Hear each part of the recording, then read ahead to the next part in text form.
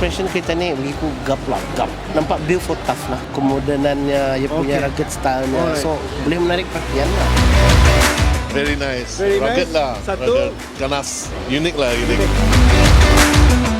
Rugged kereta ni very solid, especially after dorang punya facelift ni. Apa yang orang putih, fire.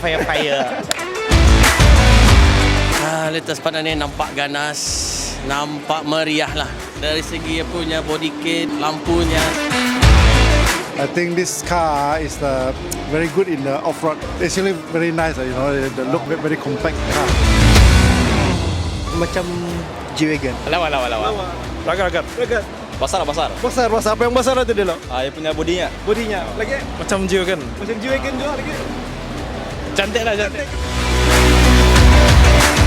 I would love to drive this car. Eyes is very pretty. The nose is very nice. Very good, very big, very comfortable. Nyaman soalnya. Pasal dia macam cherry, kontras sama hitamnya tu. Okay. Merahnya tu seksi lah.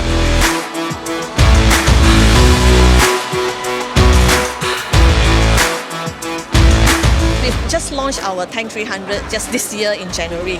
The response has been really great and we are really thankful for the public, and we hope that we could even get more people out there. So as you can see, actually it's with the fully body kit. Bruneians, we actually love our cars with a lot of accessories. So with a fully body kit, as you can see for this model, we hope that actually we can get more customers' interest as well.